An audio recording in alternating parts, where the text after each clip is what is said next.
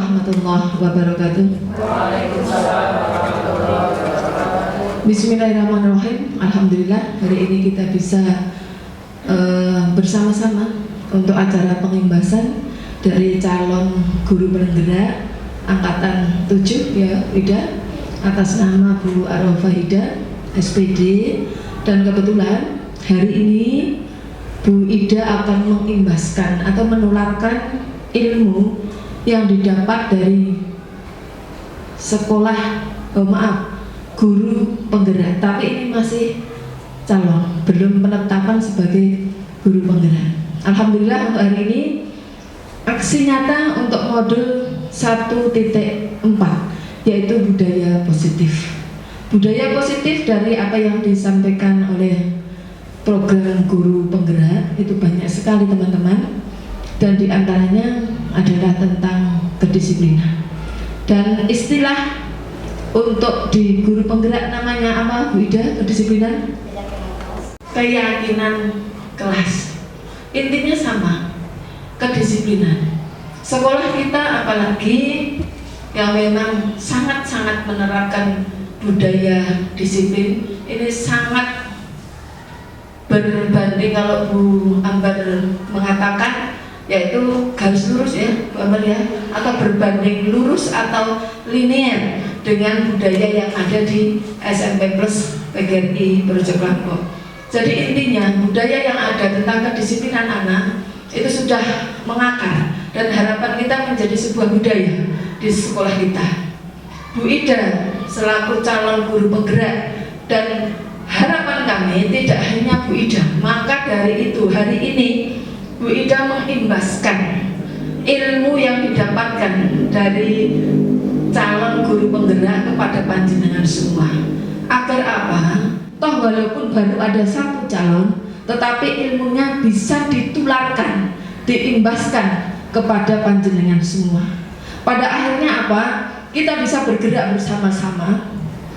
Di antaranya yang tadi budaya positif. Karena satu orang harapannya bisa menularkan, mengimbaskan, dan kita bisa bersama-sama. Tanpa kebersamaan dari kita semua, satu guru tidak akan mampu untuk bisa menggerakkan semua anak-anak.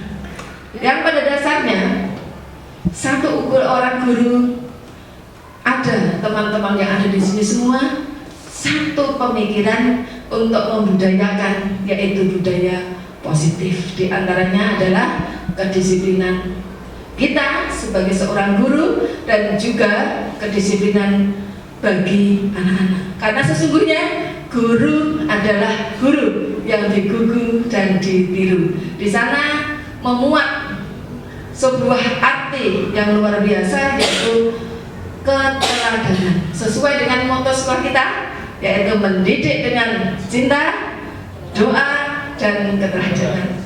Mungkin itu yang kami berikan Bu Ida untuk memotivasi teman-teman. Ayo kita maksimalkan acara ini untuk mengambil ilmu yang sebanyak-banyaknya. Satu calon guru penggerak, tetapi panjenenganlah pasukannya. Seorang pemimpin tidak punya pasukan, no, tidak bisa dikatakan seorang pemimpin. Dan dari sini panjenengan nanti harapan kami ikut bergerak bersama dan juga semangat untuk mendaftar sebagai guru penggerak bagi yang memenuhi syarat. Ternyata kemarin banyak yang ingin menjadi calon guru penggerak, tetapi syarat administrasi ditolak. Masukan untuk kementerian bisa untuk dirubah aturan main yang ada. Tidak usah melihat banyak persyaratan, tetapi ada guru yang ingin ikut bergerak bersama memajukan pendidikan Indonesia, ora usah kakean syarat. Itu saja yang kami berikan. Semoga acara ini bermanfaat untuk kita semua, khususnya di SMP PGRI Projo Lampung. Akhiri, Assalamualaikum warahmatullahi wabarakatuh.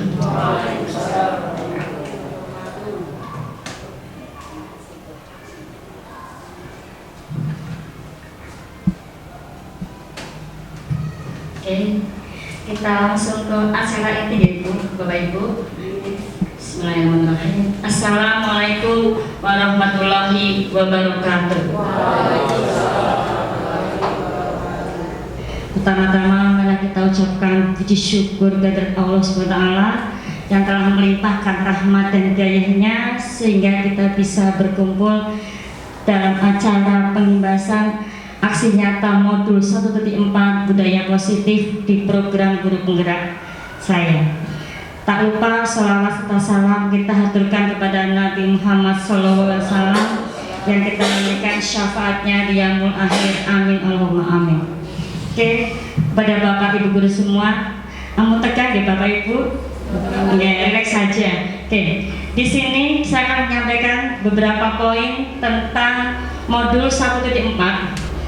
Ini baru modul 1. Modul 1 itu ada 4 Bapak Ibu, 1.1, 1.2, 1.3 dan 1.4. Di modul ini saya diberikan tugas untuk memberikan pembahasan kepada Bapak Ibu guru semua.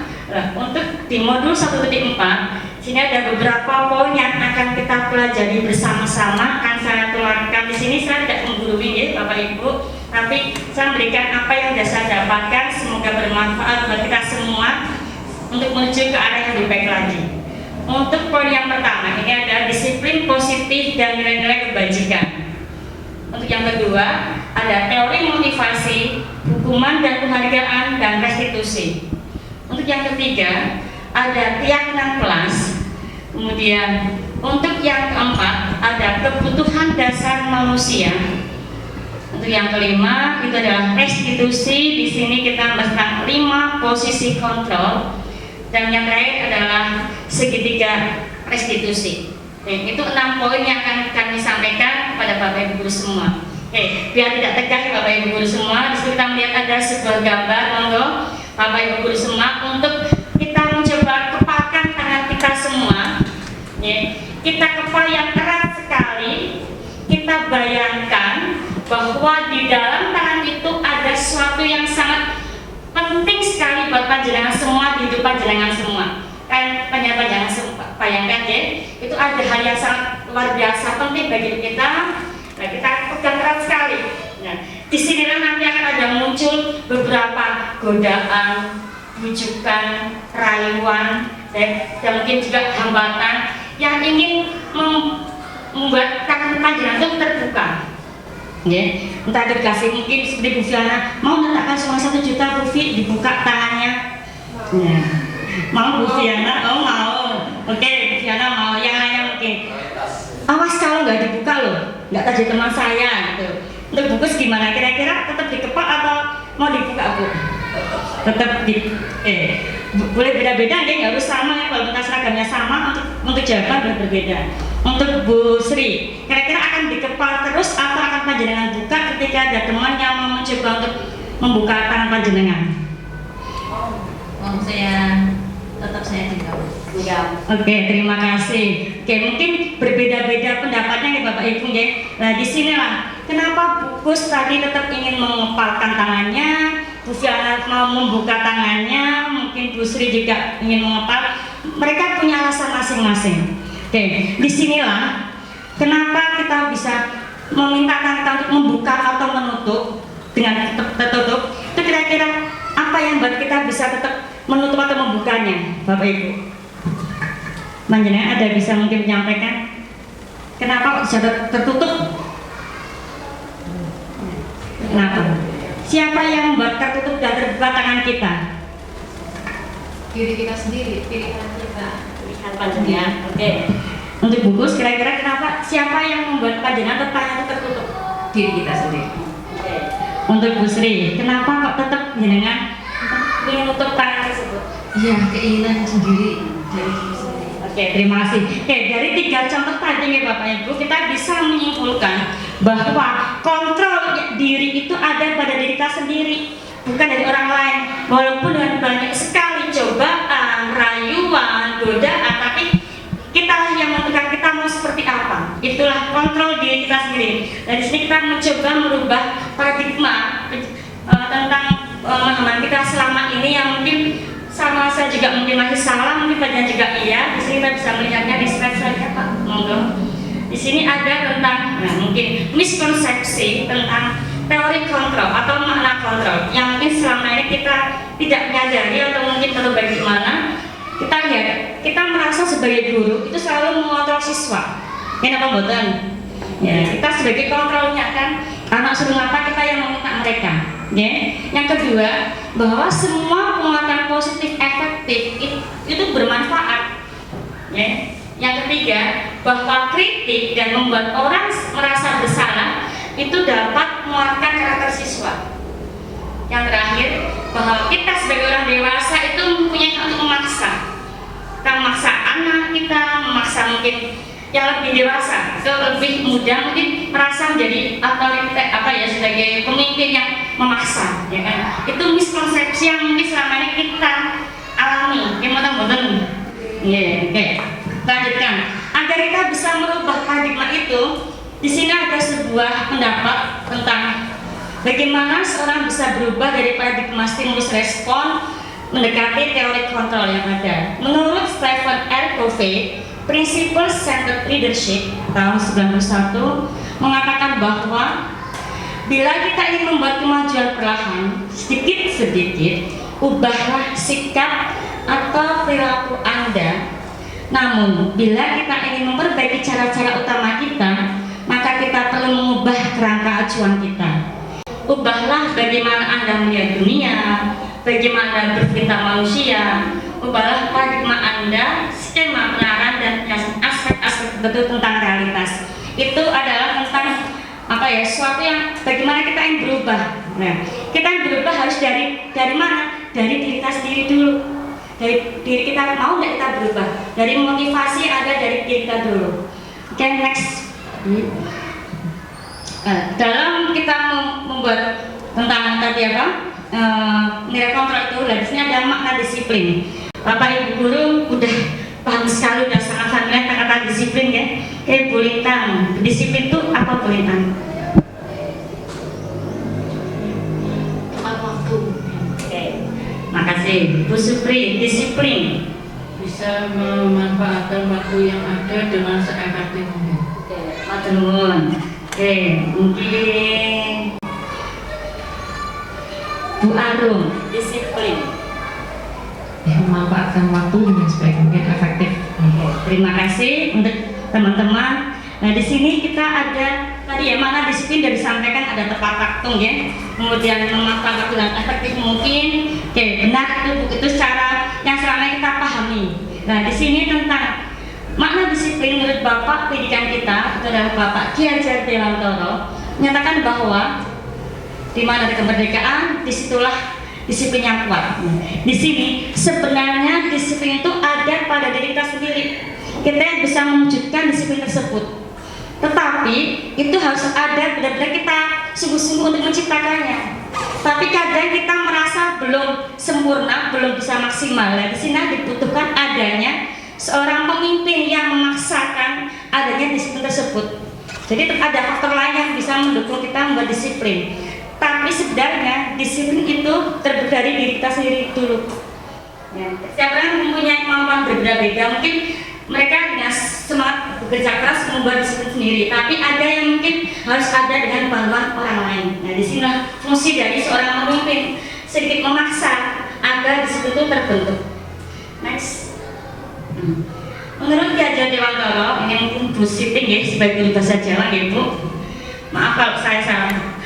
Merdeka iku jarwanya nora mau lepasin pamreh ngin uga kuat kuasa amandiri priyonggo. Kenapa mboten positif? Kenapa mungkin ada yang benarnya seperti apa? Cara membacanya udah benar? Benar. Merdeka itu artinya kita terlepas dari perintah. Tidak hanya terlepas dari perintah, tapi juga kita merdeka. Kita bisa memerintah diri kita sendiri. Jangan orang lain, tapi kita mau bagaimana? Kita yang harus bisa membantu diri kita. Kontrol diri kita ada di diri kita sendiri. Itu merdeka menurut Ki Hajar Dewantoro. Bapak Ibu sudah belum merasa merdeka? Menurut mungkin Merdeka itu tidak tertekan oleh siapapun. Oke, terima kasih. Dan mungkin bisa membuat panjenengan bergerak sendiri tanpa orang lain. Ya, bisa. Oke, matur nuwun. Oke, next. Nah, untuk membuat disiplin itu terwujud, dibutuhkanlah nilai-nilai kebajikan. Mungkin nilai-nilai kebajikan itu mungkin hampir sama dengan nilai yang positif lah. Di sini ada Nilai kebajikan adalah sifat-sifat positif manusia yang merupakan tujuan mulia yang ingin dicapai setiap individu. Ya, sebenarnya kita udah, Bapak Ibu udah hafal lah untuk masalah nilai kebajikan itu nilai terpuji mungkin ya Bapak Ibu yang positif. Di sini ada beberapa pandangan tentang nilai kebajikan, ada 6. Yang pertama di sini yang udah sangat familiar sekarang karena ada kurikulum merdeka, kita ada profil pelajar Pancasila yang udah kita pakai sama anak-anak, adanya P5 ya Bapak Ibu ya. Masih ingat istilah P5 ya? Project penguatan profil pelajar Pancasila. Oke, itu ada beberapa poin di situ, ada 6 poin. Kebinekaan global, gotong royong, dan itu mungkin sudah kita terapkan ke anak-anak. Anak-anak sudah menampilkan, memunculkan kata tersebut dalam profil pelajar Pancasila. Next. Nah, untuk yang kedua itu ada IPO, Primary Years Program. Di situ ada beberapa sifat, toleransi, rasa hormat, integritas. Oh ya, untuk nilai kebajikan ini tidak hanya mungkin untuk murid, tapi untuk diri kalian juga Bapak Ibu ya. Empati, pengetahuan, kreativitas, banyak sekali. Next, yang ketiga itu tentang 9 pilar karakter. Ada 9 poin di situ. Kita lihat sekilas sebenarnya mungkin hampir sama ya Bapak Ibu, cuma menggunakan istilah yang berbeda-beda karena yang memunculkan kan berbeda-beda tokoh, mereka yang memunculkan dengan istilah yang lain, sebenarnya mungkin hampir sama semua. Untuk yang kelima, itu 4 ya. Kemudian yang kelima, the 7 essential virtues itu ada 7.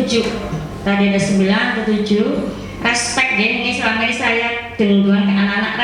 Respect itu kita hormat sama siapa? Respect kepada diri sendiri dan orang lain. Hargai diri kita sendiri dulu, kita hargai orang lain juga. Next, ada 6 pandangan tentang nilai-nilai kebajikan. Oke, tadi sudah melihat slide-nya.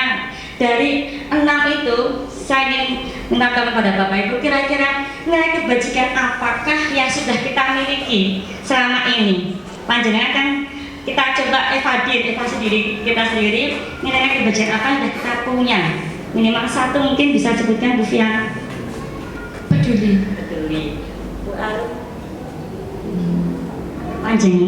Panjenengan sendiri nilai kebajikan apa? Belas kasih. Oke, Pak Miftah. Monggo. Perhatian. Terima kasih. Pak Sadat. Monggo. Kira-kira panjenengan punya nilai kebajikan apa di situ? Simpati. Oke. Untuk Bu Rista. Toleransi. Oke, mungkin Pak Ulil. Bersyukur. Bu Siti. Tanggung jawab. Itu panjenengan sudah memiliki semua ya Bapak Ibu, jadi minimal 1. Tapi saya percaya Bapak Ibu sudah mempunyai banyak sekali nilai kebajikan yang panjenengan punya, dan mungkin anak juga sudah mempunyai. Dan bagaimana kita cara mengolah nilai-nilai itu menjadi hal yang positif dan bisa membuat anak menjadi lebih baik lagi. Oke, next. Nah, disinilah sebenarnya setelah kita sudah menerapkan dan disiplin ya, dari kebiasaan anak-anak di sekolah, mereka kita udah setiap pagi ada kegiatan 5S ya Bapak Ibu, itu mendidik anak untuk kita bisa hormat kalau bertemu dengan Bapak Ibu guru, senyum ya kan, ada rasa apa ya tadi, simpati, empati seperti itu ya Bapak Ibu. Dari hormat itu juga respect, mungkin dari kebiasaan itu yang akan jadi budaya positif di sekolah. Dukungan dari Bapak Ibu dan anak-anak juga sama. Untuk kegiatan yang lainnya, di sini ada kegiatan upacara bendera dan pelantikan pengurus OSIS. Di sini kita melatih anak tentang kepemimpinan, kemandirian, ya, dan juga kolaborasi. Karena dalam kepengurusan OSIS itu terjadi beberapa faktor dari unsur yang mereka nanti akan bekerja sama untuk suatu tim dengan mengejar tujuan yang baik, mengejar sekolah yang lebih maju lagi. Kemudian untuk selanjutnya tentang kegiatan belajar mengajar, ini saya punya sendiri dan saya praktekkan kolaborasi. Di sini Bapak Ibu, ketika kita mewujudkan dalam hal kolaborasi untuk kerja kelompok, kita tidak boleh menuntut anak untuk bekerja harus sama. Si A, si B sama posnya tidak bisa. Karena pasti anak mempunyai kemampuan yang berbeda-beda. Mungkin si A bisa dalam hal menulis dengan yang baik, yang si B mungkin mereka bisa mengartikan, yang lainnya mungkin karena nggak punya kemampuannya di ilmunya, mereka bisa mungkin membuat bentuk yang lebih bagus, mengguntingnya. Jadi kita perlakukan anak-anak kita sesuai dengan kemampuannya masing-masing. Jangan paksakan, mungkin seperti maaf, mungkin anak-anak kita di sini ada seperti Mbak Rizky Febriana, kita samakan dengan Sevina, yang betul nggak bisa mungkin ya. Terus mungkin yang laki-laki ada Yosera, kita samakan dan Mufid dan nanti. Nah itu kita harus menyadari kemampuan anak itu berbeda-beda. Di sini muncul kolaborasi bersama-sama dalam satu tim mewujudkan tujuan yang sama. Oke, next tentang ini mungkin variasi untuk mengajar dan anak ada lebih kreatif. Nah kita cara seperti itu. Ini game kereta ya, mungkin Bapak Ibu bisa menerapkan di kelas.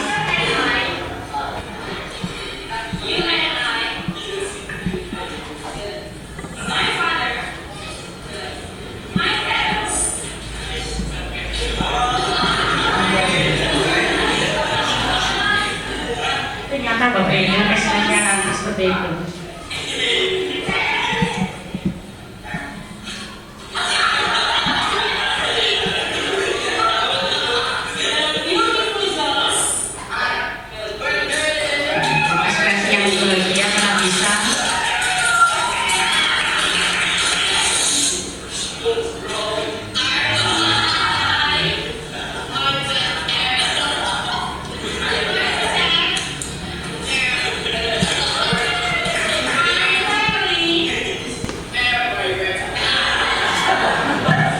Itu satu berulang-ulang Bu, hampir 3 kali baru selesai. Balik lagi dia karena salah lagi.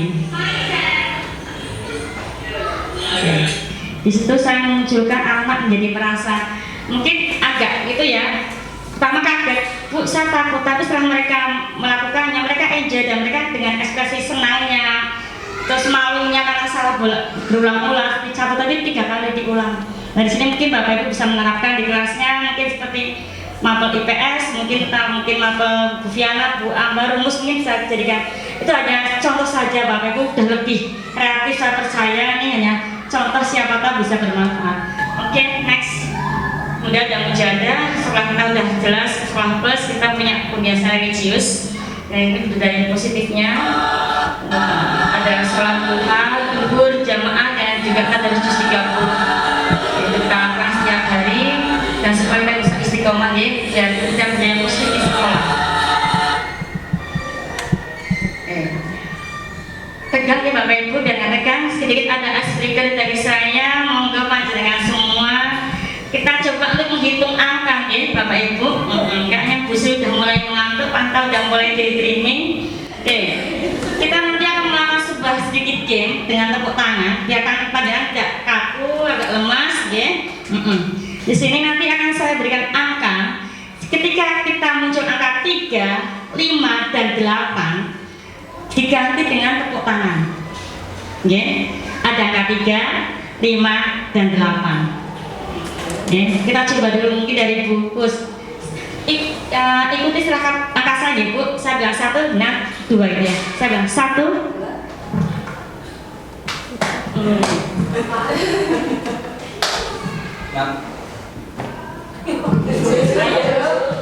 Konsentrasi ya Bu. Ulangi seperti itu ya, gambarannya coba ya. Kalau yang misalnya ada yang salah bagaimana Bapak Ibu? Jangan 3 apa ya? Oh 3 masih tepuk ya, satu mau 3 apa tepuk? Nah, berarti butuh konsentrasi, fokus. Dari 58 selanjutnya 9, 10. Ya nanti ini angkanya nggak tak urutkan, nanti awalnya dari bebas saya mau punya angka berapa, yang penting nanti ada angka 3, ada unsur 3, tadi di belasan, di puluhan atau dimanapun ya. Ada 3, ada angka 5-nya, ada angka 8-nya, diganti dengan tepuk tangan. Contoh ulang ya, misalnya saya kasih angka 6.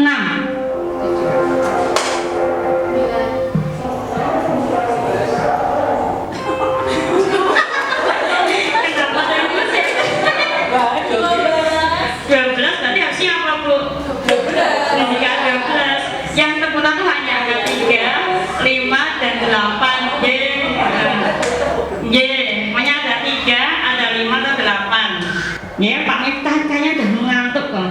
Dan kayaknya ngantuk nih. Kan jadi agak tanya lemes ya Bu. Nih, tak ulangi dari belakang lah. Biar bagus nggak siap-siap terus. Oke, dari Pak Sadar. Oke, 5 kok gini. Berarti panjangan harus 6 gitu loh. Ya, diulang ya. Dari mana ya? Ya dari bus lagi aja, baru siap-siap kok. Oh iya, apa ya? 7 9 10 11 13 nggak sampai 3.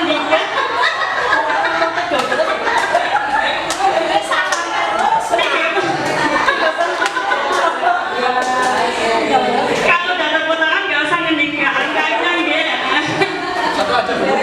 Sampai ya, terputaran sama angka di sebelah semuanya. Ini yang belum kasih Pak Miftah belum mencoba potangannya ya. Nanti Bu Siti udah. Oh iya, 358 lain ya. Semoga bisa sampai Pak Sadar lah, sampai endingnya ya. Konsentrasi. 7 9 10 11 13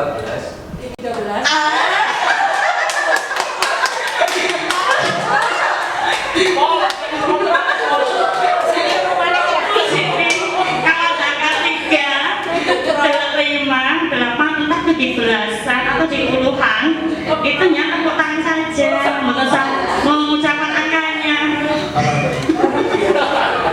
Itu dari belakang ya, kalian belum tepuk tangan dari tadi kok. Sudah pada penasaran makanya tepuk tangan ini ada posisi. Oke, dari Pak Sadar ya, yang ikuti angka setelah saya ucapkan, ya Pak. 6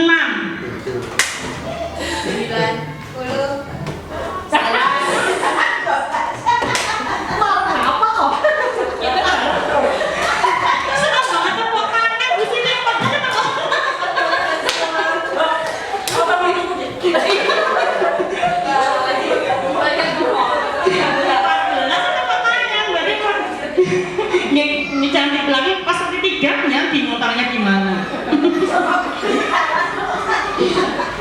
Gimana Bapak Ibu, saya lagi kayaknya penasaran belum sampai selesai ya Bu.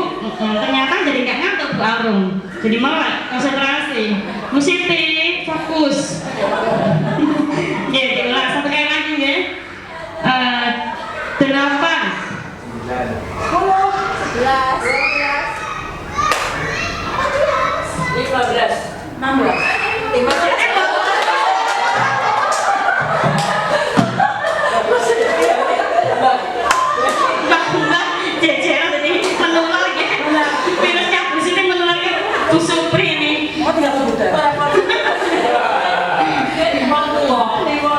saya jadi penasaran belum sampai selesai nih, harus sampai selesai, tidak boleh tidak. Nah, ulang nanti deteknya. Oke. Ya, ulang ya. Fokus. Oke, Pak Sadar 6 9 10 11 14 16 17 Oke, good job. Panjang luar biasa. Oke, apa nggak ke bawah? Oke, terima kasih. Itu mungkin bisa buat nanti kita ke anak-anak, kalau anak ngantuk itu ya nggak harus angka Ibu. Misalnya nanti misalkan Inggris ya, kata beda. Terus nanti anak bagaimana? Silakan. Jangan lebih kreatif untuk materi itu. Karena anak nggak bosan, nggak suka dengan anak ceramah kan bosan. Kayaknya juga sama mungkin merasakan itu. Makanya tadi saya sedikit berikan tentang tepuk tangan. Sudah lemes sampai tangannya? Sudah konsentrasi Bu Siti? Nggak tepuk tangan lemes ya? Setelah itu kita akan memiliki kedua di sini tentang teori motivasi, hukuman dan penghargaan dan restitusi. Oke, di sini apapun yang kita lakukan kita pasti punya tujuan, dan apa itu motivasinya, ya kan? Apapun yang dilakukan orang, manusia kita sendiri juga itu ada tujuannya, ada motivasi. Mengapa sih kita seperti ini? Nah, untuk yang di sini ada tiga motivasi dasar manusia. Yang pertama, untuk menghindari ketidaknyamanan atau hukuman. Yang kedua, untuk mendapatkan imbalan atau penghargaan dari orang lain. Yang ketiga, untuk menjadi orang yang mereka inginkan dan menghargai diri sendiri dengan nilai-nilai yang mereka percaya. Di sini ada 3 motivasi dasar. Yang pertama, menghindari ketidaknyamanan atau hukuman. Yang dimaksud sini adalah ketika kita melakukan sesuatu, kita tuh merasa nanti kalau saya seperti ini, saya akan seperti ini kan, saya akan mendapatkan hukuman, mendapatkan sesuatu yang jadi kita nggak nyaman. Jadi ada rasa terpaksa betul Bapak Ibu, ya, ada rasa terpaksa betul, ada ya. Karena kan kalau kita tidak melakukan yang diinginkan, pasti kita mendapatkan hukuman. Yang kedua, kita mendapat imbalan atau penghargaan dari orang lain.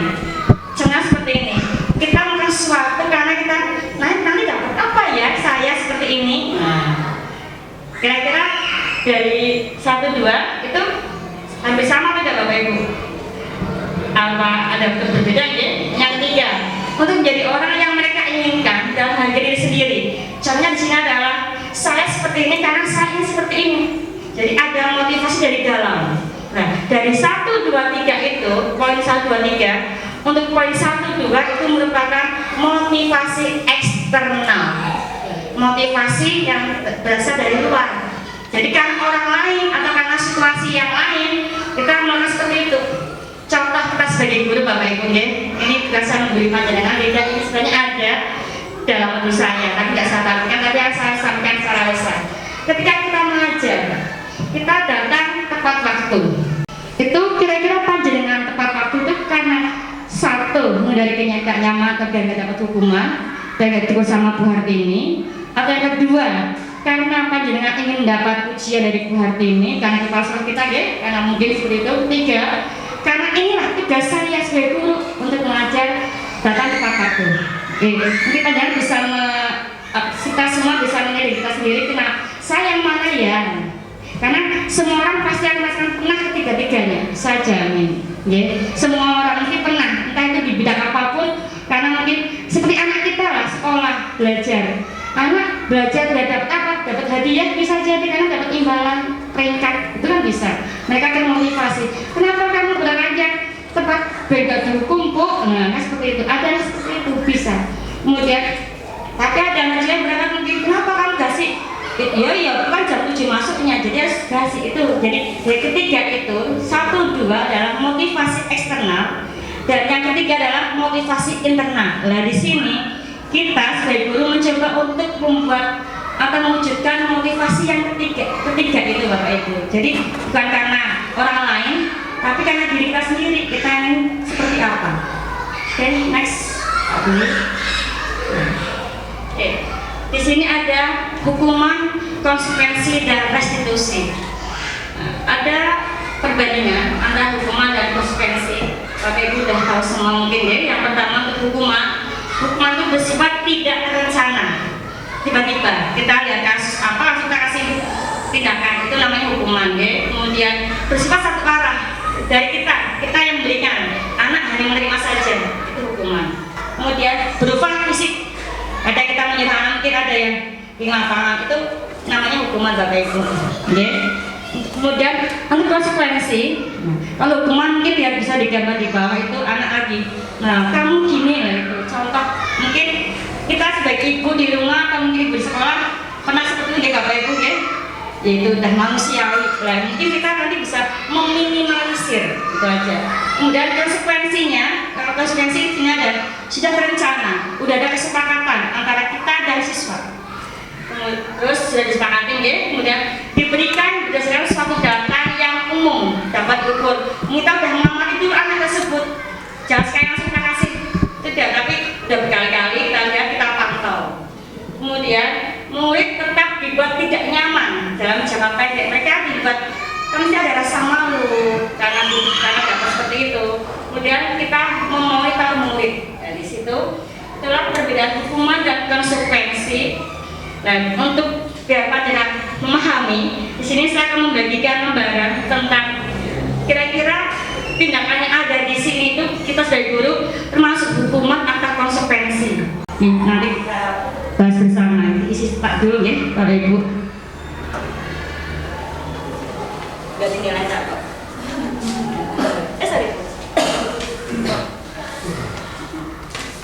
ataukah hukuman atau konsekuensi.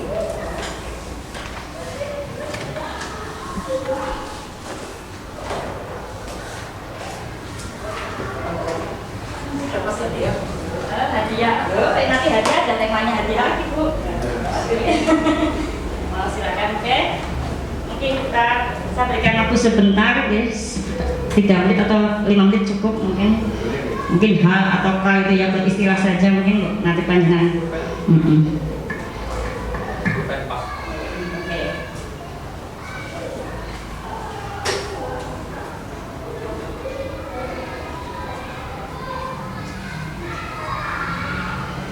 Mungkin panjangan cermati dulu kira-kira tindakan guru itu termasuk hukuman atau konsekuensi.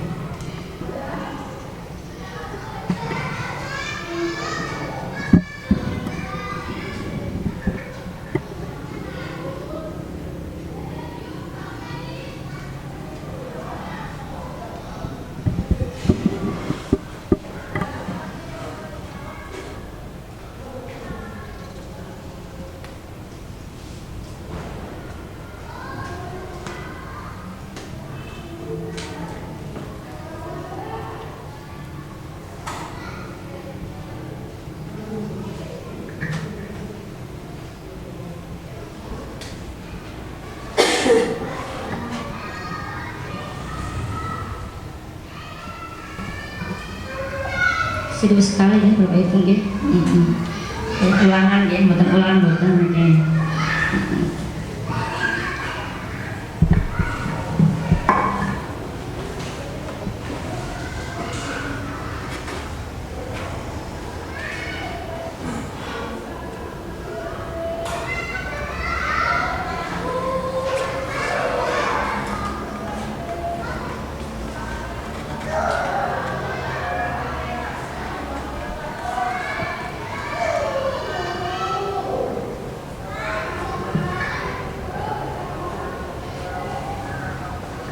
Sudah Pak Ulil?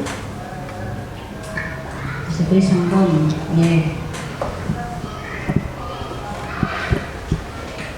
sampun Bapak Ibu. Oke, terima kasih ya. Monggo kita bersama-sama memberikan pendapat kita, ya. Untuk yang pertama di sini ada mencatat 100 kali di dalam buku kalimat saya tidak akan terlambat lagi karena terlambat sekolah. Kira-kira termasuk hukuman atau konsekuensi Bu Retno? Konsekuensi. Setuju nggak Bapak Ibu? Ya. Setuju. Karena ini sudah kesepakatan di awal kalau terlambat sekarang seperti ini udah ada anak udah tahu. Oh iya Kak, karena saya terlambat. Kenapa kamu seperti itu? Karena saya terlambat Bu. Itu konsekuensi. Oke. Yang kedua, lari di lapangan basket 2 kali karena terlambat hadir di sekolah. Pak Ulil? Konsekuensi? Kenapa konsekuensi? Hukuman. Kenapa hukuman Bapak Ibu? Dan itu kan kira-kira tidak relate dengan apa yang dilakukan ya. Lari lapangan kan kalau pelajarannya olahraga mungkin pas. Ini kan bukan pelajaran secara fisik, tapi kan hukuman kan berupa fisik. Nah di sini mungkin lebih ke hukumannya Bapak Ibu ya. Yang ketiga, membersihkan coretan yang dibuatkan di meja tulis.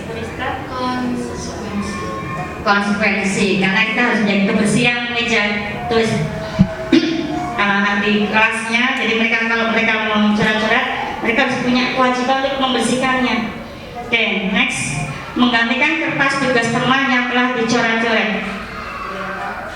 Konsekuensi.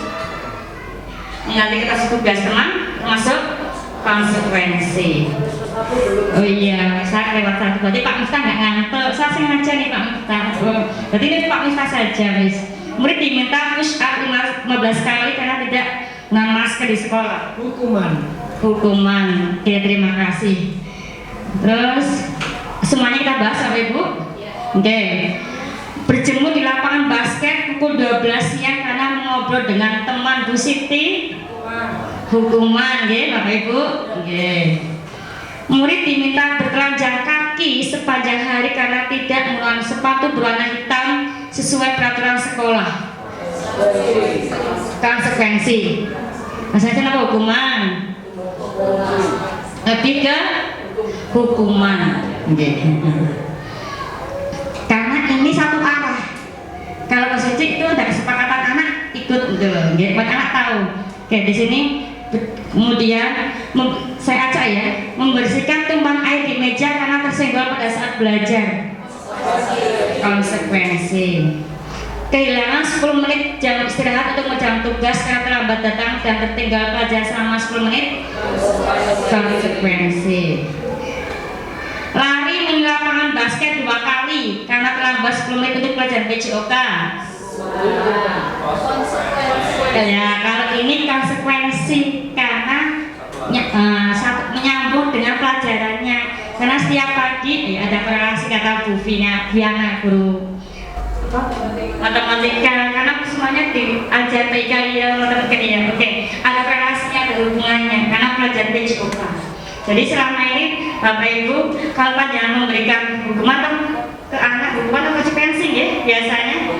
Ternyata setelah kita tahu seperti ini, kita biasa berikan apa ke anak-anak? Hukuman apa konsekuensi? Jadi dari situlah kita nanti bisa meminimalisir kalau kalian memberikan suatu anak pembelajaran itu yang kira-kira relate dengan apa yang mereka sedang pelajari, ya. Jadi kita mengurangi fisik. Kalau PJOK boleh karena itu fisik, tapi karena kita memiliki pelajarannya bukan fisik, ya kita mungkin seperti saya sendiri bahasa Inggris. Saya apa hukumnya? Coba sebutkan 10 kata bahasa Inggris. Nah, jadi anak menambah ilmu. Jadi dari situ mereka menambah ilmu itu. Jadi mereka nggak merasa berdiri Bu, ya itu kan nggak pas dengan apa yang kita ajarkan. Karena saya nggak ada pelajaran berdiri. Apa mengapa kemarin ada kasus ya baru di kantor ya. Kamu lagi mana? Dijemur Bu. Emang kamu jemur atau bahkan tidak? Jadi kita berikan apa?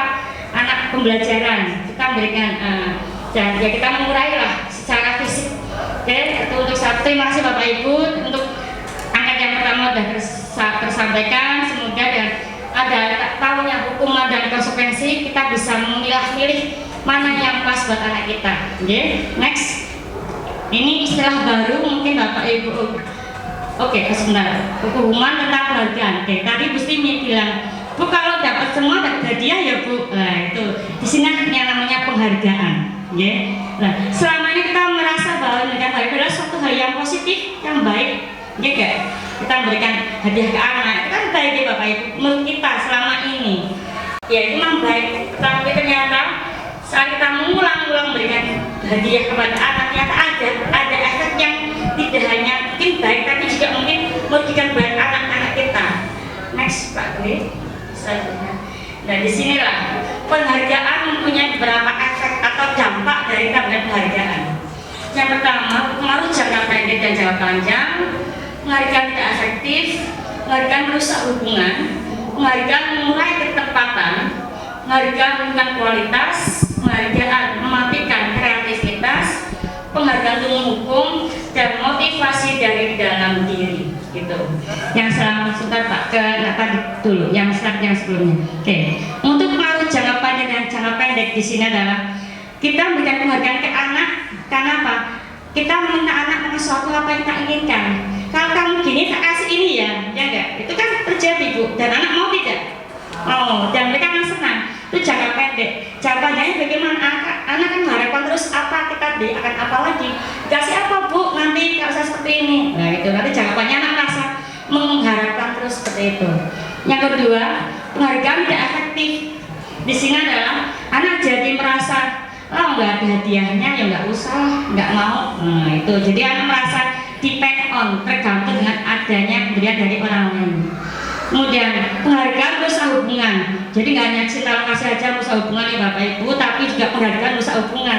Kayaknya hal baik ya, kayaknya hal baik itu penghargaan, tapi ternyata merusak hubungan. Bagaimana maksudnya Bapak Ibu? Mungkin panjenengan bisa memberikan gambaran atau mungkin saya berikan sedikit gambaran ya. Misalnya kita di sini di sekolah, di kelas, kalau anak bisa mengerjakan dengan baik, kita berikan hadiah. Ya nomboten. Nah, anak itu merasa senang kan? Nah, terus kita berpikir nggak anak-anaknya tidak dapat hadiah? Kan tidak. Itu mereka bagaimana perasaannya tidak mendapat hadiah? Merasa bagaimana? Kecewa, iri. Akhirnya anak yang tidak mendapat hadiah kayak memusuhi anak yang dapat hadiah itu hanya merusak hubungan antara teman dulu itu ya kan. Jadi itu kadang mungkin kita nggak terpikirkan, kita jadi fokus sama yang kasih hadiah ya, yang lainnya kok aku nggak dapat ya bu, nggak dapat ini lah, dia dapat terus seperti itu mungkin. Kita tiap penghargaan merusak hubungan ya. Jadi mungkin di sini kita harus lebih hati-hati memberikan hadiah kepada anak-anak, karena kita juga harus mengetahui perasaan mereka yang tidak mendapatkan. Biasa anak-anak yang masih agak low kan nggak dapat hadiah bu, berarti anak yang itunya apa tinggi ya kan, nilainya bagus, sikapnya, padahal anak kita berdiferensiasi, anak kita tuh heterogen, bermacam-macam karakternya. Jadi setelah mungkin kita nanti bisa meminimalisir yang merusak hubungan tersebut. Oke, dan kemudian tadi ada lagi tentang penghargaan itu apa ya tadi Pak Ibu ya, sambil menunggu Pak Dwi ya. Coba panjenengan semua, kalau saya bilang batik, pegang baju panjenengan batik atas, kemudian kalau saya bilang batuk, batuk putih batuk, pak botak, kemudian masih bagus ya, salah. Taruh nasi laku botak, oke lepas ya Pak Mif, ya kita ulang ya. Kalau bilang botak belakang, ya botaknya di belakang Pak, bukan tengah cengeng. Batuk kita pegang depan, ya. Kemudian batik kita pegang baju kita, anggap aja di batik. Kemudian kalau batok, nah kayak anak-anak zaman sekarang ini, Trans TV gitu ya lah itu. Oke, fokus ya, Bu Arum. Batik, botak, batok, batik ya. Oke, kita fokus ke batik, batik, botak. Iya, batik, botak. Batuk, batuk, batuk, botak, batik, batok. Dua kata lancar, tiga kata. Batik, batik, botak. Batuk, botak, batik. Gimana Bu Tiana? Batik, botak, batik. Batuk, botak, batik. Batuk, botak, batik. Kalau biar kita nggak salah sambil kita ucapkan Ibu, jadi kita nggak bingung asal seperti itu. Jadi sambil kita mengucapkan, sambil kita pegang apa itu. Pak Ulil misalnya contoh, batik, batik, botak. Kulitang, batik, botak, batuk. Jadi kan mau tak mau kan terbawa dengan ucapan, tapi kan diam, kita bingung. Pak Miftah, sama bilang botak gak enak, ya?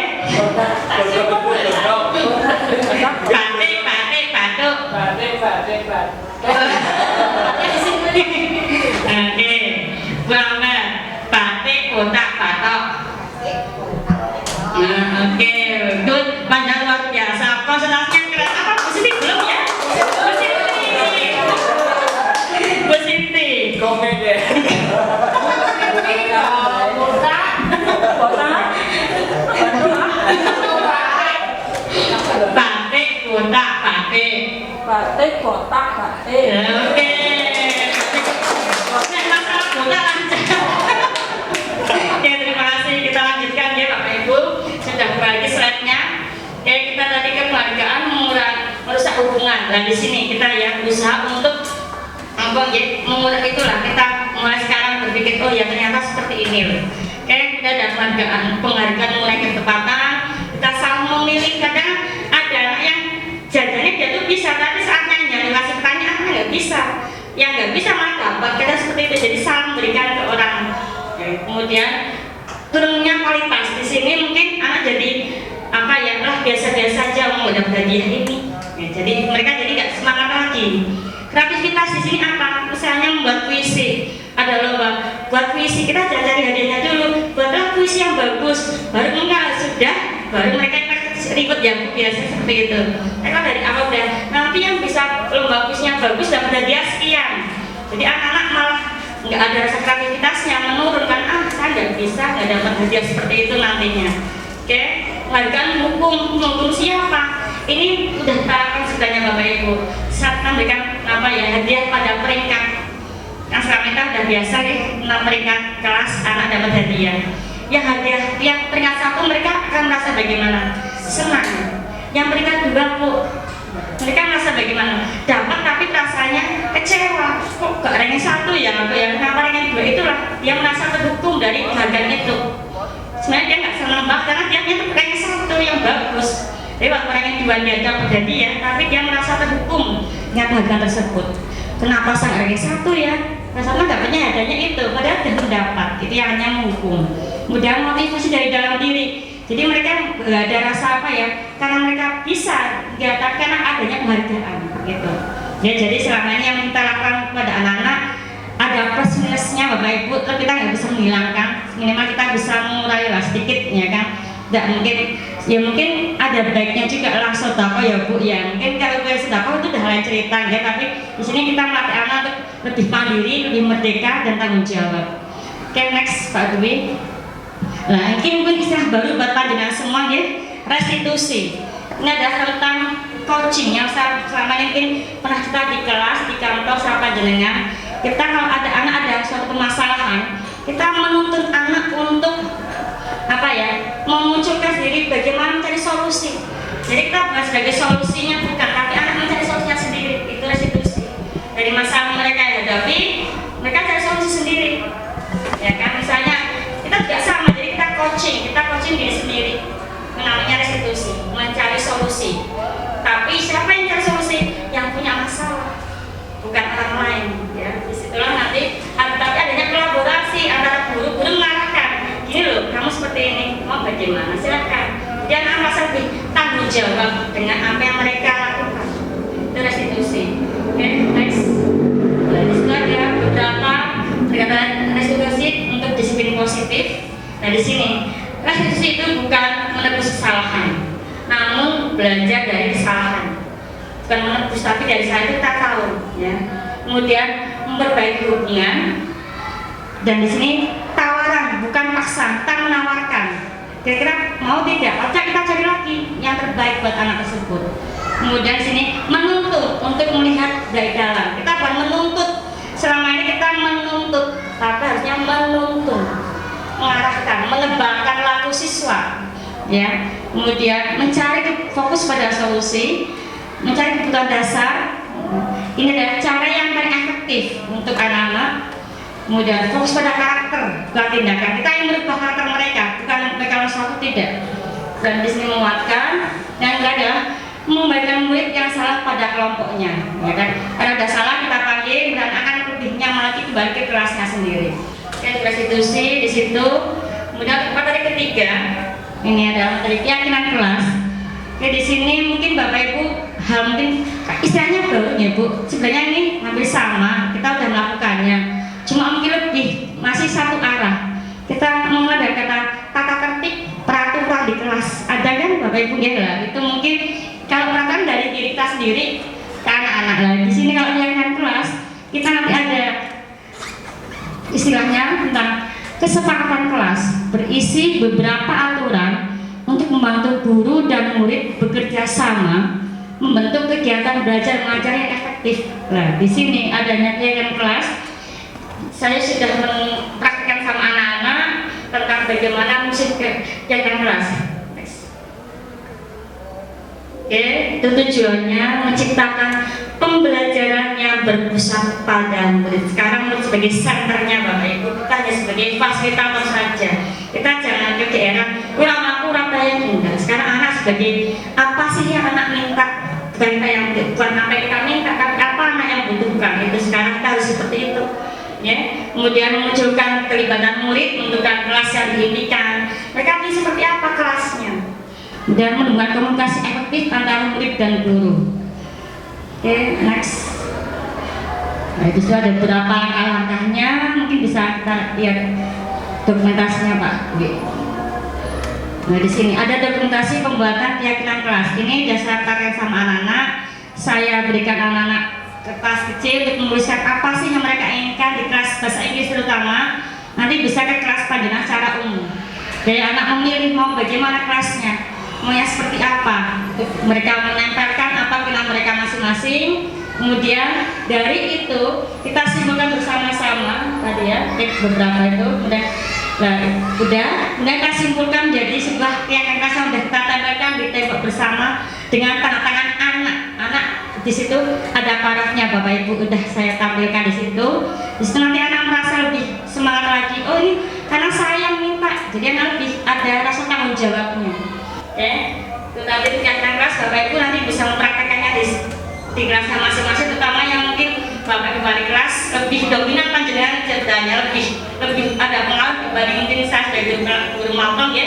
Makanya kelas bisa anak-anak mungkin kelasnya pilihnya kelas no bullying, jadi nggak boleh membuli, tapi usahakan biar kelas menggunakan kalimat positif.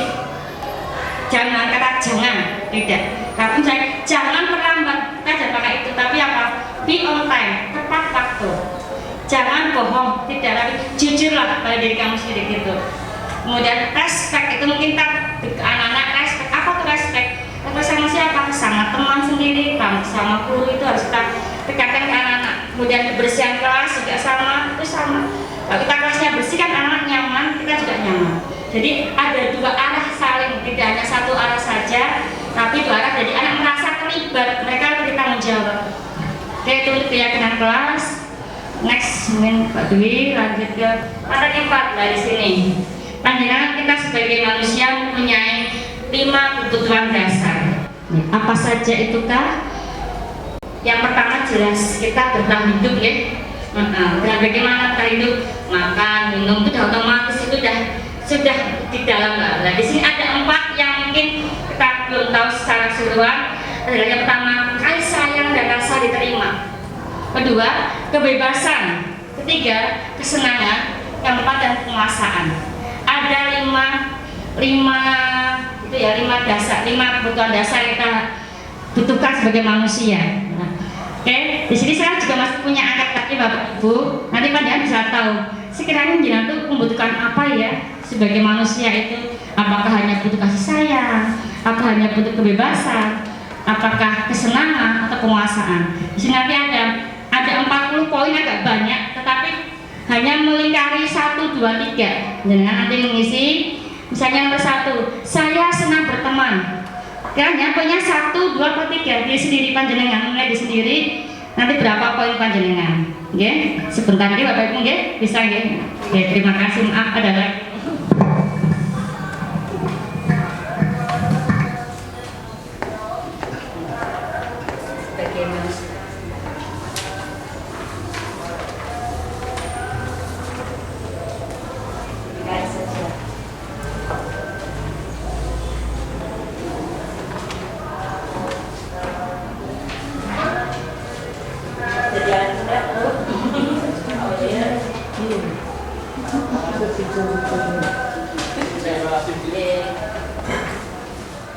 Sudah Bu Ambar?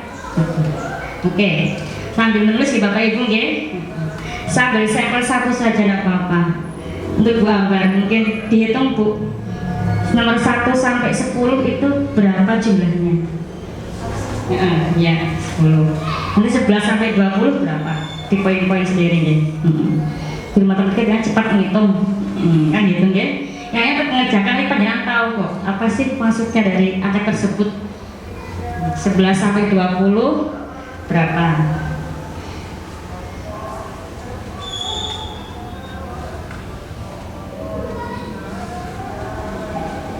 Oke. Terus 21 sampai 30 berapa skornya?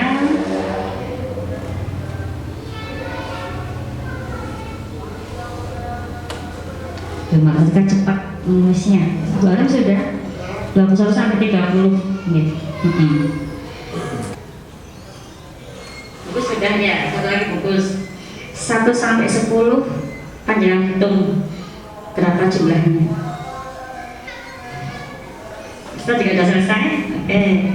Ya sudah selesai, bisa panjenengan hitung poin 1 sampai 10 jumlahnya berapa? 11 sampai 20 berapa? 21 sampai 30 itu berapa? 31 sampai 40 itu berapa skornya masing-masing? Iya, ada 40 poin Bunda. Agak lama ya. Nih.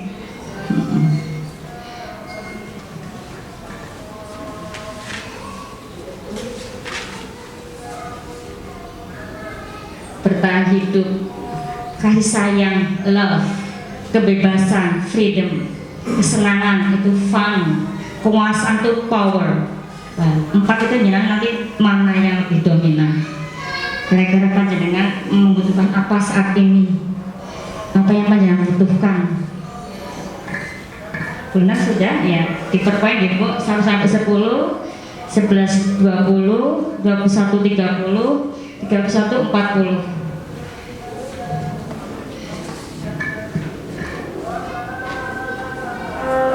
Saya ambil contoh pisang ya, sambil nggih Bapak Ibu nggih. Bu Ambar sudah? Oke. 1 sampai 10 Bu Ambar. 42. 11 sampai 20. 34. 34. 21 sampai 30. 33. 33. 31 40. 42. Yang terbanyak mana Bu Ambar? Yang terbanyak 42, 1 sampai 10 dan 31 sampai 40 sama. Oke. Berarti ada 2 skor yang sama Bu Ambar ya. Di sini berarti Bu Ambar itu membutuhkan rasa kasih sayang dan diterima, dan juga kebutuhan akan kesenangan. Berarti kurang healing apa gimana Ibu ya? Ya gitu. Itu Bu Ambar itu kan panjangnya nulis sendiri ya. Monggo Bu Fiana sudah? Oke ya, 1 sampai 10 Bu Fi. 34, Oke, terus 38, oke, 34, oke. 26. Berarti yang terbanyak yang 11 sampai 20. oke, yang dibutuhkan adalah kebutuhan kekuasaan, power. Ya, saat dia berarti ingin menguasai seorang atau siapa ini ya. itu jujur ya Bapak Ibu ya. Bu Rista mungkin 1 sampai 10 31, 11 sampai 20 30, terus 21 sampai 30 26, 31 sampai 40. yang tertinggi. Yang terakhir 31 sampai 40. Berarti Bu Rista butuh kesenangan, kurang piknik. Nanti Bu Fiana, Bu Rista ya, ini kan udah libur panjang, healing. Dia sekarang butuh kesenangan, pengen plesir dulu. Bukus mungkin Paling banyak yang terakhir. Berarti sama dengan Bu Rista ya kebutuhannya ya, butuh healing ya. Ayo monggo diagendakan, monggo Pak Dwi. Paling banyak sama sih antara 20 sampai 30. 21 sampai 30. Ya, Ya. kemudian nomor Yang tertinggi. ini 21 sampai 30. Oh, berarti Pak Dwi itu masih butuh kebebasan dan kekuasaan. Itu.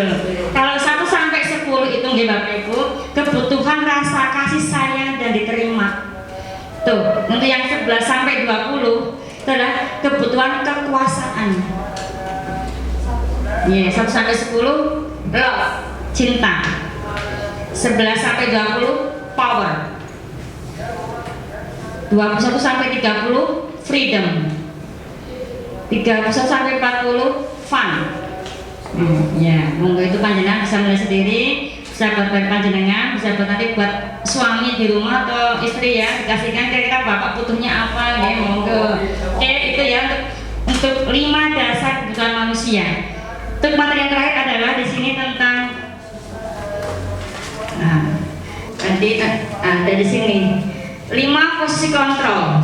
Nah, panjenengan di sini kita sebagai guru mempunyai posisi kontrol. Apa sajakah 5 posisi kontrol itu? Yang pertama adalah penghukum, kedua pembuat rasa bersalah, ketiga teman, keempat pemantau, dan kelima adalah manajer. Oke, mungkin bisa langsung ke videonya aja Pak Dwi.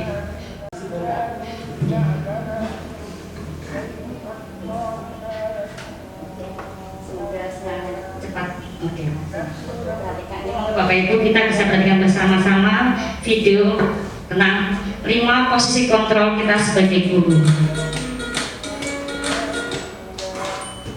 Salam bahagia Ibu dan Bapak guru hebat. Dalam penerapan disiplin positif restitusi, salah satu program yang dikembangkan adalah 5 posisi kontrol. 5 posisi kontrol dalam restitusi adalah proses perjalanan seorang pendidik agar dapat mengenali dirinya. Pada video kali ini, kita akan membahas tentang 5 posisi kontrol yang dikembangkan oleh Diane Gosson dan contoh penerapannya.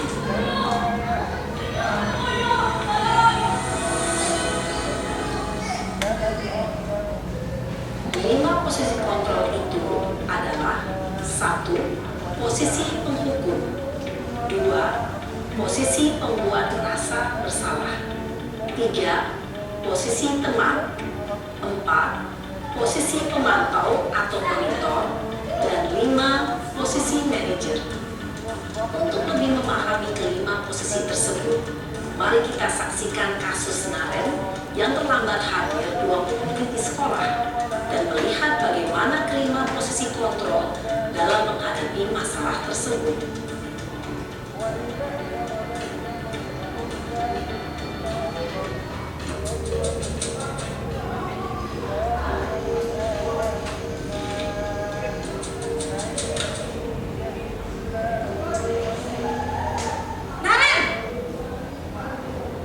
Sini kamu. Selamat pagi, Bu. Selalu terlambat. Kamu deh, pasti terlambat. Maaf, Bu. Saya Apa? Apa coba? Alasan kamu apa lagi? Kapan sih kamu tidak terlambat? Malas sekali ya kamu jadi anak. saya Dasar pemalas. Gak kapok-kapok sih kamu. Sudah berapa kali terlambat? Sana, kamu keliling lapangan basket 2 kali. kenapa saya harus ke lapangan basket, Bu? Kenapa? Kamu melawan ibu? Berani-beraninya jawab. Ibu dan bapak guru hebat. Dampak yang terjadi pada murid ketika guru berada pada posisi dicermati ya. adalah murid cenderung akan memberontak, bahkan memohon dendam.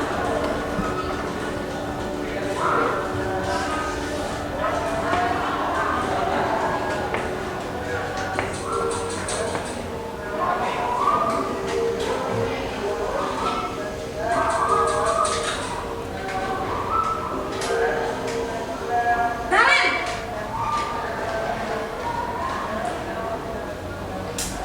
Selamat pagi, Bu.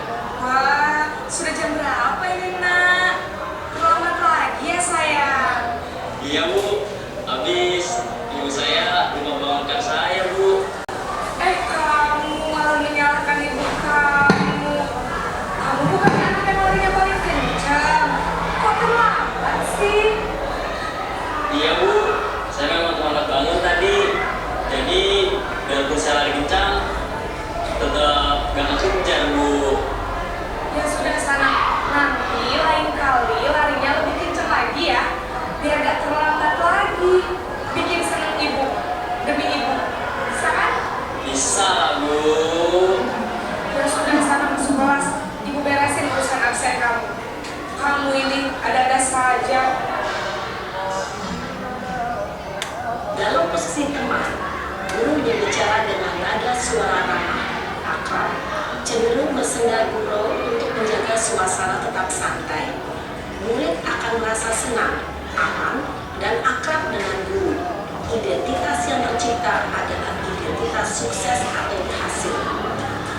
Namun, perlu diingat, karena ini masih dorongan eksternal, maka ada faktor ketergantungan dari murid kepada orang tertentu. Di sini, guru absennya, sehingga di lain waktu, murid bisa berperilaku baik, namun hanya kepada orang-orang tertentu saja.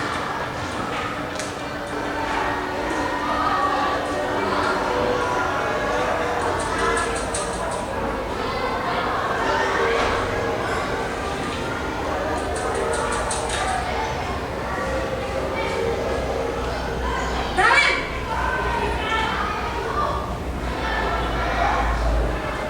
Selamat pagi, Bu. Naren, apa peraturan sekolah kita tentang jam berapa kita harus masuk sekolah, nak? Kita harus di sekolah jam 7, Bu. Iya betul, sekarang sudah jam 7.20. Kalian sudah tahu konsekuensinya jika terlambat hadir. Ya, Bu.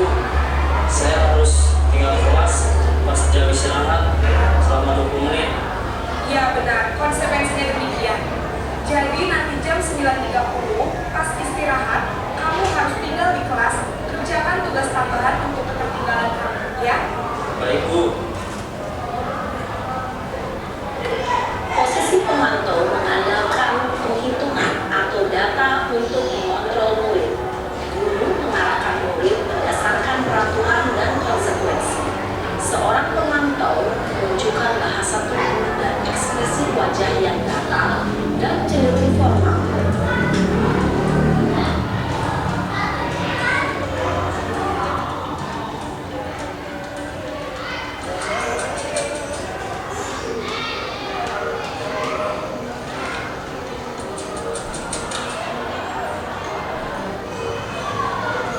Naren!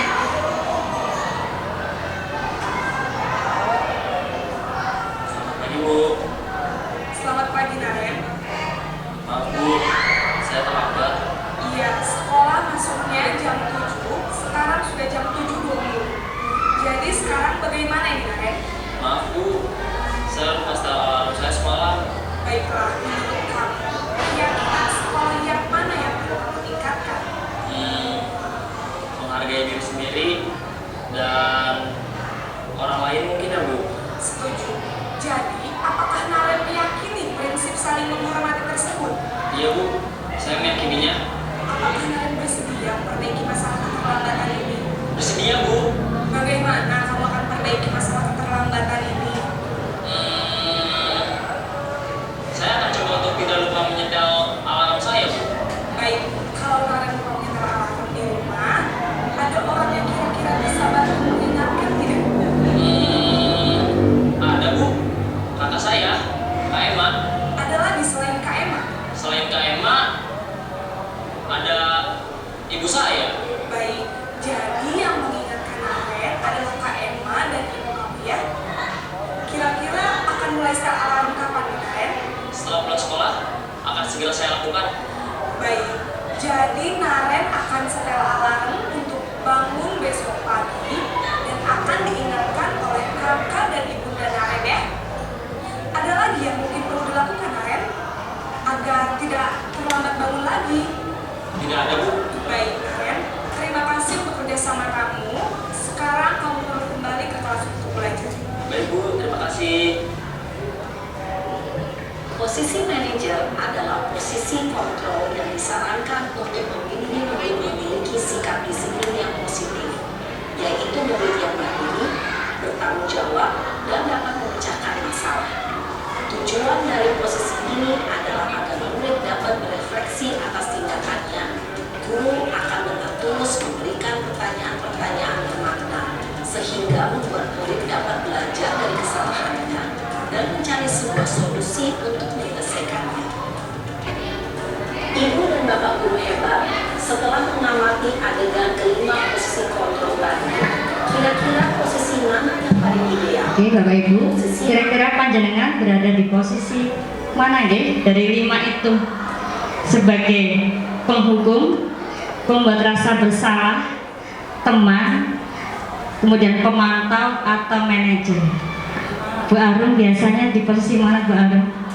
Saya pemantau. Pemantau. Kalau Bu Sri siji ya. Masih berapa? Satu ya. Oke, nggak apa-apa. Bu Risma? Saya di posisi teman. Oke, dari 5 itu ya Bapak Ibu, kita bisa melihat diri kita sendiri gimana sih kita posisinya selama ini. Karena ternyata yang terbaik ada di posisi kelima, manajer. Jadi kita membuat anak memahami kisah mereka dan mereka mau merubahnya tanpa kita menyuruh, tapi mereka itulah yang namanya restitusi, coaching pada diri sendiri. Ya Bapak Ibu, untuk materi adalah keyakinan kelas, ketika restitusi. Di sini tentang penyelesaian masalah yang dihadapi oleh anak. Saya sudah mempraktekannya, ada 3 langkah. Di sini adalah tentang menstabilkan kesalahan, kemudian memvalidasinya, itu adalah meyakini keyakinan. Di situ ada 3 langkah: menstabilkan identitas, validasi tindakan yang salah, menyatakan keyakinan. Kita bisa lihat di prakteknya sekalian, aja. Di sini saya mencoba satu kasus tentang seorang anak bernama Rizky yang terlambat masuk kelas. Nah, di sini kita sudah punya konsekuensi karena mungkin tidak sekali dia terlambat. Saya ada hukuman ya, konsekuensi karena kalau terlambat berbicara bahasa Inggris.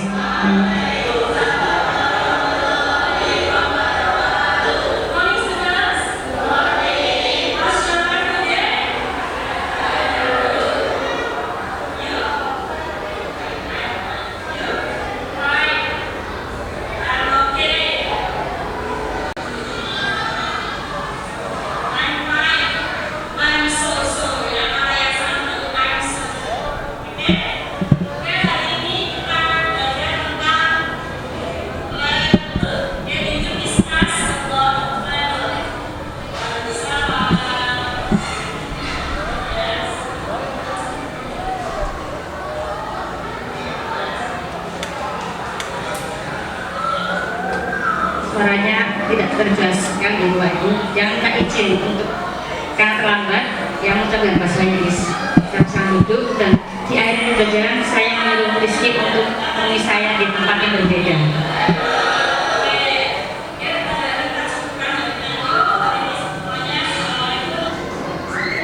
Untuk pelaksanaan segitiga restitusinya saya praktekkan di tempat yang berbeda karena kita akan mengulik apa sih permasalahan kenapa dia terlambat. Di situ untuk prakteknya dan saya praktekkan sama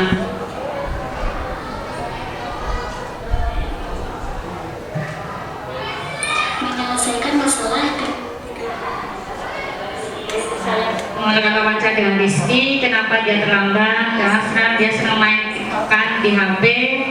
Nah, disitu saya minta bagaimana solusinya Mbak, yang akan minta alarm biar tidak terlambat bangunnya. Itu saya praktekkan ke anak tersebut, jadi mereka menyadari kesalahannya dan mencari solusinya sendiri.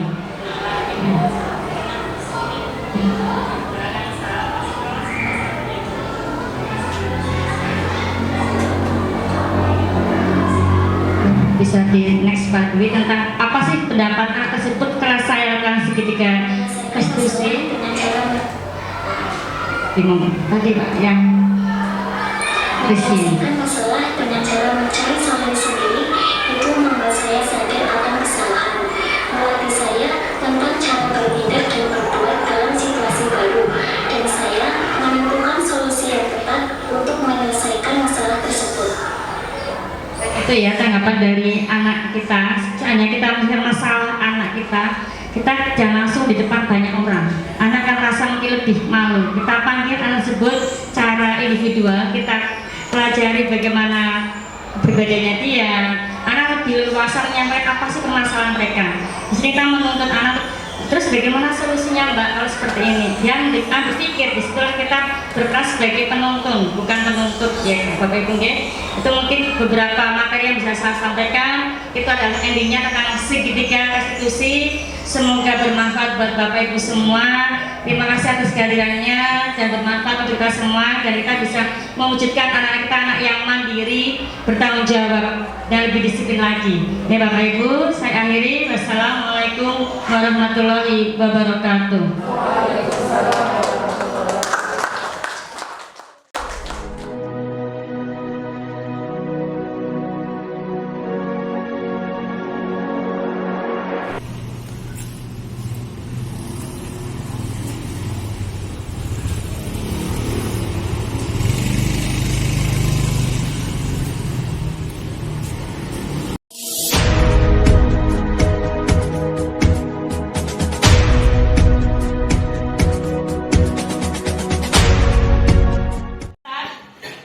She.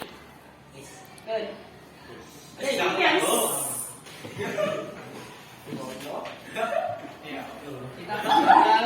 The teacher and I.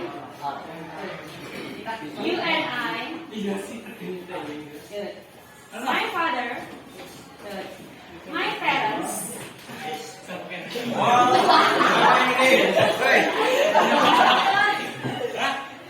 Elephants. The cat.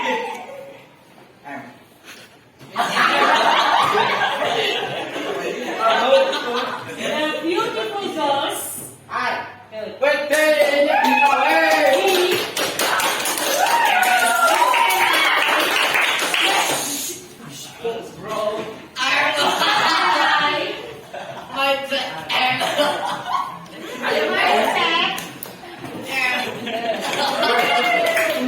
family. You and I. Good. The elephant. My cat. Good.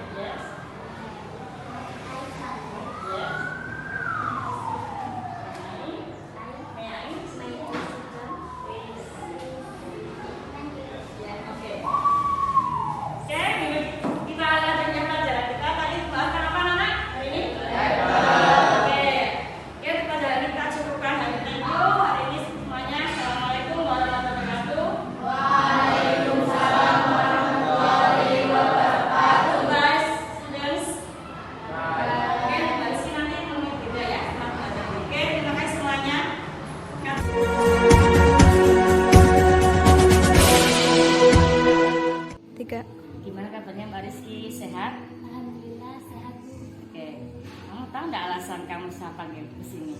Saya nggak tahu, Bu. Apa itu coba? Malu, saya datang terlambat. Oke, kalau kamu terlambat, apa perasaan kamu? Malu. Malu. Oke, sekarang mungkin semua orang pernah buat salah ya Mbak, itu sangat manusiawi sekali. Kita ya nggak selamanya selalu dalam kebenaran, mungkin lah itu salah. Soalnya Bu sendiri, Bu juga kadang salah masuk kelas karena salah melihat jadwal. Sangat manusiawi sekali. Di sini Bu cuma pengen tahu apa sih penyebabnya kamu berangkat terlambat. Maaf, Bu, semalam saya main HP sampai larut malam dan akhirnya saya bangun kesiangan. Kamu senang main HP? Senang, Bu. Saya senang main TikTok. Artis TikTok kan ya? Enggak, mau jadi artis TikTok kan ya? Enggak, oke. Kalau main HP, kamu ingat sholat apa tidak? Kadang-kadang lupa, Bu. Berarti kamu udah lalai dengan sholat kamu. Dengan HP kamu udah lalai sholat, terus hanya bangun kesiangan, ya kan? Oke, kira-kira rugi tidak? Ruginya berapa? 2 kali ya, sholatnya tidak, ya kan? Jadi sekarang kembali ke kelas kita. Dulu waktu kita awal kali pelajaran, kita udah punya kesempatan kelas. Apa itu ya Mbak? Disiplin, datang tepat waktu, dan hargai waktu. Oke, dan kamu masih ingat ya? Nah sekarang dengan kesalahan yang kamu hari lakukan, kira-kira apa rencana kamu untuk perbaikinya? Ada tidak? Apa coba? Saya akan mengatur waktu saya untuk main HP dan tetap menjalankan sholat, Bu. Jadi saya tidak akan tidur larut malam sehingga saya dapat bangun pagi untuk sholat subuh dan tidak terlambat berangkat sekolah. Siapa?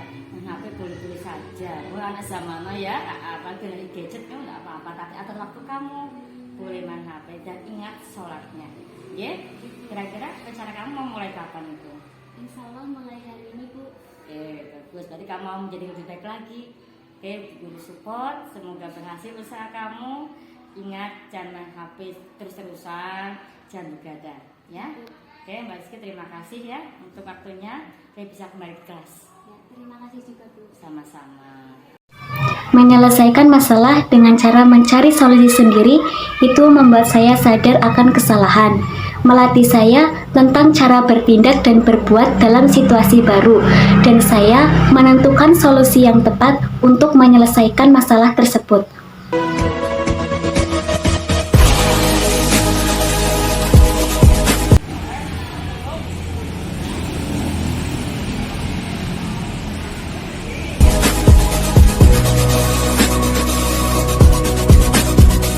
Alhamdulillah sehat. Kamu tahu nggak kenapa guru paling kesini? Kenapa ya? Kira-kira apa ya? Oh itu yang saya salah memakai seragam hari ini. Apa sih coba lihat seragammu apa ini hari ini? Atasnya apa itu? Atasnya? Dalam bawahnya? Pas enggak? Oke, berarti salah ya. Oke, nggak apa-apa. Setiap orang itu pasti punya pernah buat salah, mas. Itu manusiawi saja. Manusiawi sekali lah buat salah. Soalnya dulu juga pernah salah, ya kan? Kalau istilah dulu kan ada kata nobody is perfect. Manusia tak sempurna, ya kan? Ya selalu benar, itu kan tidak. Oke, seperti ini juga. Kamu ada alasannya enggak kenapa kamu baju itu salah, seragam itu salah? Iya Bu, selama saya robek dan tidak membawa kopi saya ini cukup banyak. Gitu. Sekarang udah berapa kali hari Selasa kamu pakai Hari ini 3 kali ini ya. Tadi benar ya pengamatan dulu. Setiap Selasa ini anak kok berbeda celananya kenapa? Ini udah ketiga kalinya disuruh panggil. Coba ada apa gerangan? Apa lupa atau bagaimana? Oke. Setiap orang nanti punya, kita di sekolah ya mas punya peraturan, ya kan? Bagaimana pakai seragam yang baik, kemudian sepatu juga sama. Dan di sini kita ingin menantikan apa ya? Ada sebuah nilai yang sama seragam. Coba kalau berbeda-beda jadi kok beda-beda ya? Kak Saka kan bagus, lebih tertib dilihatnya. Oke, sekarang kamu tahu kalau kamu tidak berbuat salah dengan memakai seragam itu kan ya? Ya sekarang dulu pengen tahu apa kira-kira rencana kamu apa untuk memperbaiki kesalahan kamu hari ini? ya insya Allah minggu depan saya sudah memakai seragam yang benar. Saya akan menjahit celana saya. Ya sendiri. Saya akan menjahit. Saya akan memperbaiki celana saya. Di waktu mana? Ke penjahit. Jahit kan ya sendiri. Bisa jahit enggak? Bisa jahit. Benar. Nanti mau dipelajari dirapi lagi ya. Oke sekarang sudah nanti lihat dari samping depan kamu dapat seragam yang benar ya. Sekarang kamu ke kelas kamu dan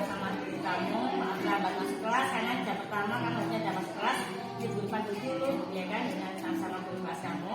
Tadi berjumpa sama dia ya. Ini ya Mas ya. Baik hati ya. Dan kami terima kasih sudah berkelas ya. Saya minta maaf. Assalamualaikum warahmatullahi wabarakatuh. Jadi pendapat saya adalah saya setuju dengan meminta anak untuk mencari solusi sendiri dapat memecahkan masalah dengan cepat.